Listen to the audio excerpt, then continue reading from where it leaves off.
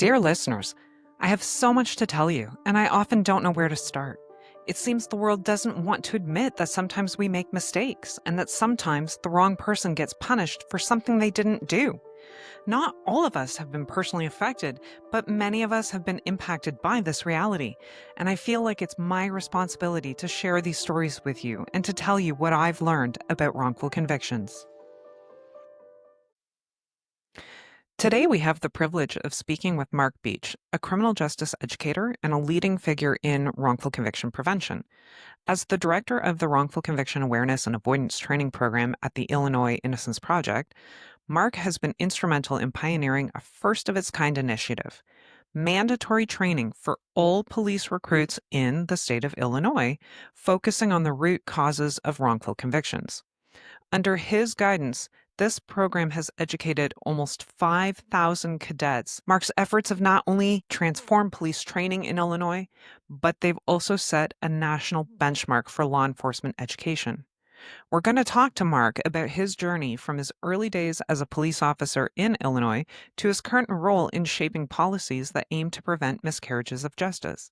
We'll discuss the impact of his work and how his initiatives are influencing reforms beyond the state of Illinois.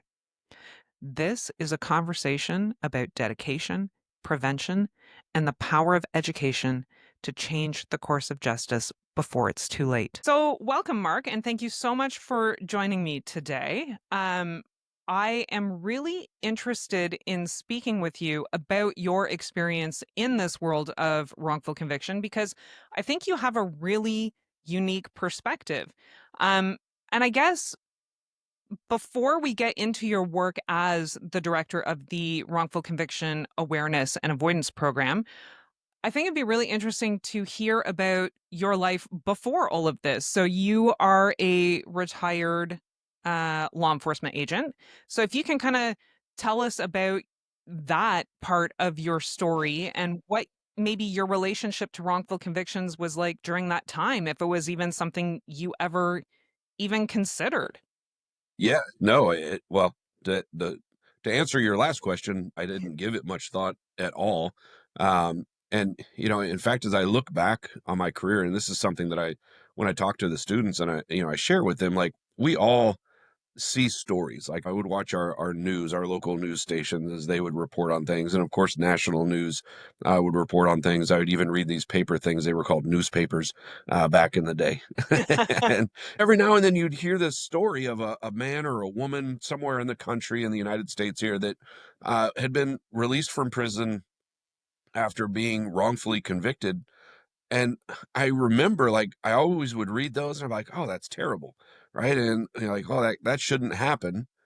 But I didn't see it happening often enough that it gave me concern. And that's a horrible, looking back on it now, like, I'm like, what a mindset that is that, oh, it doesn't happen often enough. How, is it really that big of an issue?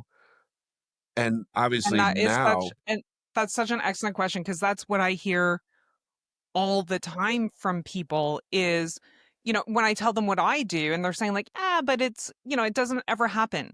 And, so I don't think that's a unique thought to yourself, to law enforcement agents, or to anyone in particular. yeah, no, I agree. And again, it's now that I'm looking back on it, it's kind of embarrassing because, as a law enforcement officer, like our job is to make sure that we're doing the best job that we can, that we're staying within, the law and doing the right thing. And so when you read stories about this, it shouldn't be, oh, that's terrible, and then never give it a second thought. It should be, that's terrible. What am I doing to make it better?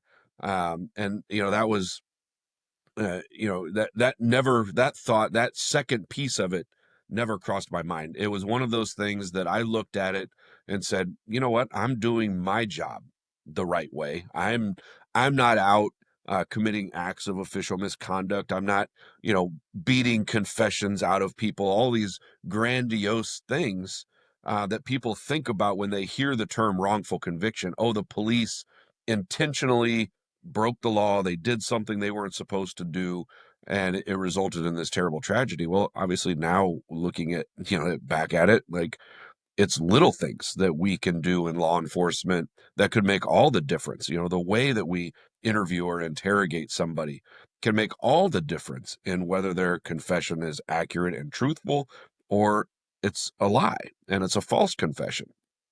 And listening to your witnesses, and when somebody says, oh, that's the person, you would tend to believe what they're saying. And now when you start to look into this, you recognize that there are multitudes of studies out there that show that eyewitness identifications can be wrong a lot of the time, and because of the way that the human brain works. So it's one of those things, again, that you never really give much thought to until you get hit in the face with it, which is exactly what happened to me in November of 2022.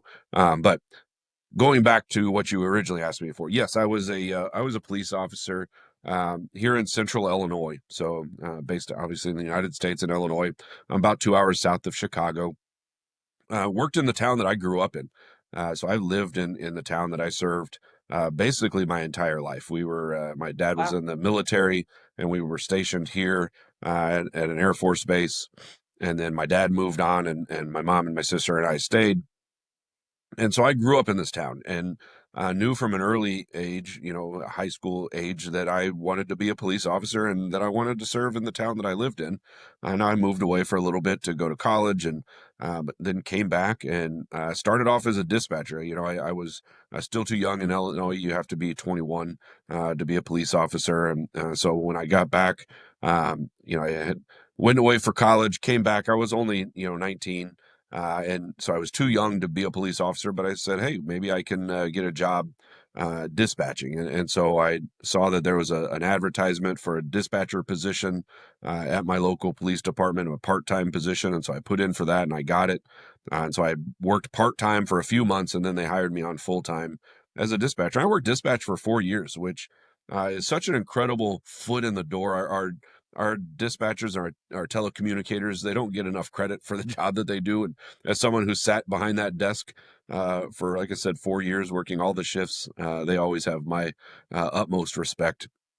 But I knew, obviously, I didn't want to be a dispatcher for my whole career. And so once I turned 21, I started testing at various police departments. Ultimately, got a job offer at my department, and so I accepted it. And so I spent 23 years as a police officer, so 27 years total in the criminal justice system, but 23 of it as a police officer, working a variety of assignments. I mean, I did obviously started off in patrol, and worked patrol for several years, and then went to work at a street crimes narcotics unit, where I spent a couple of years just doing undercover narcotics work, just in our local county area, primarily focusing on the town that I worked in. But we would go travel, outside of town. If there were people that were bringing things into town that we don't want, we would go out to them. And so I worked undercover narcotics for a couple of years, and then came out of that rotation, went back to patrol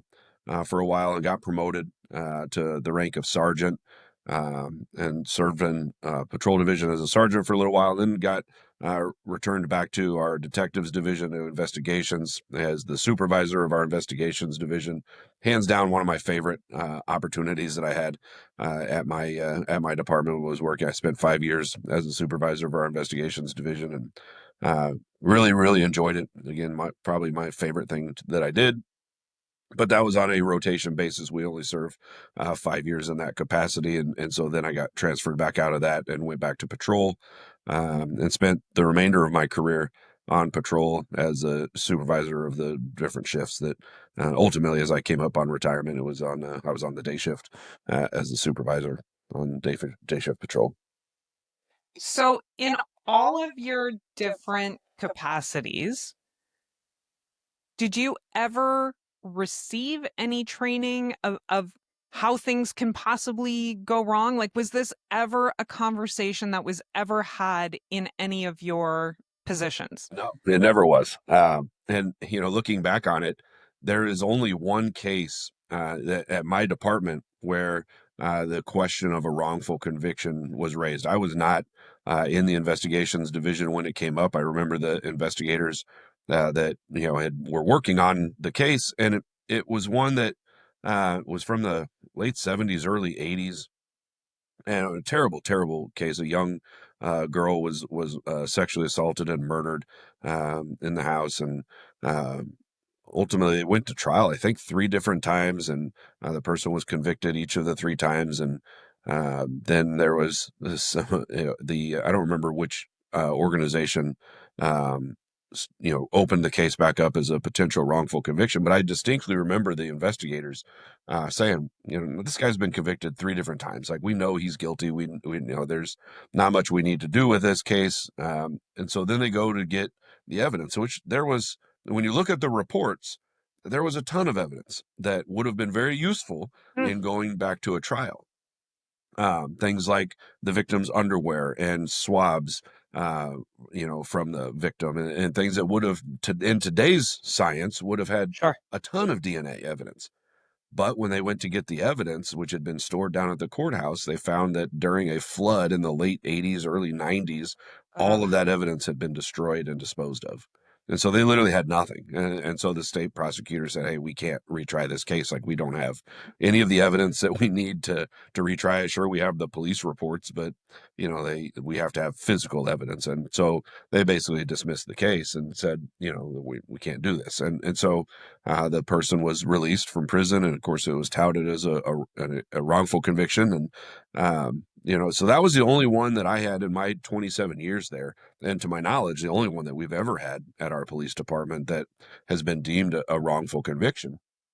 And Um, what and is the police's response to something like if something is brought up as potentially being a wrongful conviction, what's the general feeling about this? Like, is there a, oh man, we messed up? Or is it a like, ah, everybody says they're innocent? Or, Yeah, no, you're the second is actually, uh, very, very clearly what happens. And again, it's embarrassing looking back at it now. And again, something that I share with the students. I'm very open, right?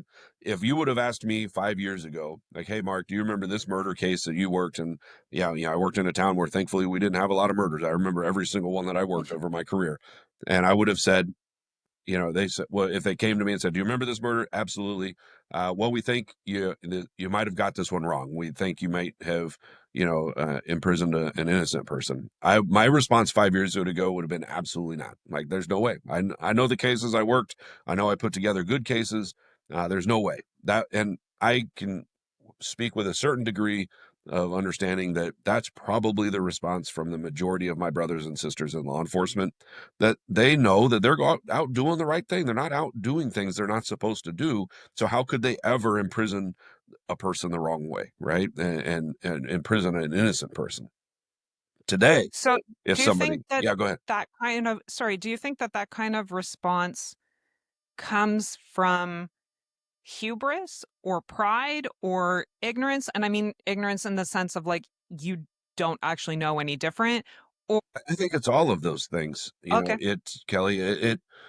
It's certainly hubris, right? Like, I work the best of my ability. Most people obviously don't think that they're perfect, but I know the cases that I worked. And again, I yep. know the decisions that I made going into those. So I take pride in my work. So yeah, I could see some hubris in there. Ego, can come into play. Like, again, I know the work that I did. I do good work, right? Yep. So again, certainly there's a sense of ego there. Um, but ignorance, absolutely, right? Again, most of my brothers and sisters don't understand that it isn't, in fact, the majority of the time of a wrongful conviction is not because the police chose to do the wrong thing. And I always make that distinction, right? When we're talking about official misconduct, it's a choice. It's not an accident, not a mistake. Like, you're choosing to do something you're not supposed to do. I think overwhelmingly the majority of law enforcement officers do things exactly the way that they're trained to do, the way that they're supposed to do them.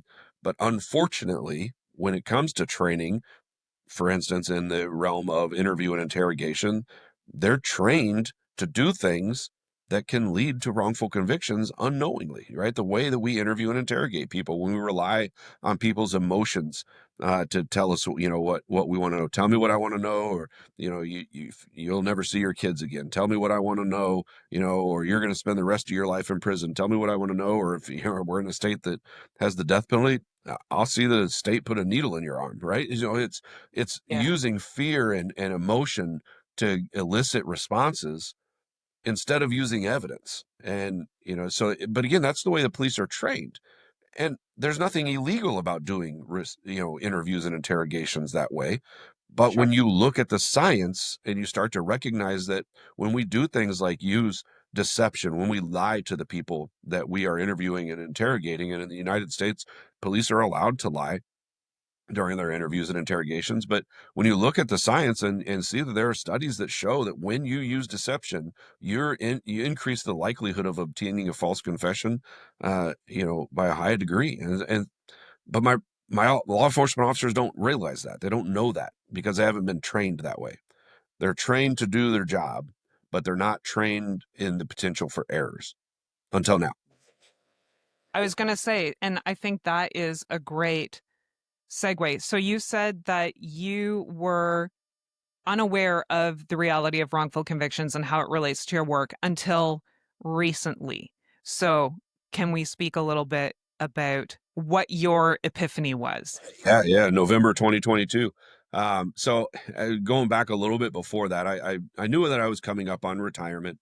I was ready to move on. I've always been involved in training police officers. I have my own training company where I've traveled. I had the opportunity to travel the country, helping departments out with use of force and weapons. And I was a firearms instructor and a defensive tactics instructor. And so I've always enjoyed training police officers. I spent 19 years at one of our academies as an adjunct instructor, training on firearms and control tactics. And so I just assumed coming out of police work that I would just continue to train police officers. And so I got a call from a guy who was a longtime mentor of mine, a guy named Mike Schlosser, and he was the director of the academy that I was working part time at while I was a police officer. Mike was also a field training officer of mine. He was my sergeant, my lieutenant. I mean, he is the reason that I'm the police officer that I am today, without a doubt. Like he is a mentor of Amazing. mine, and is still a very dear friend. And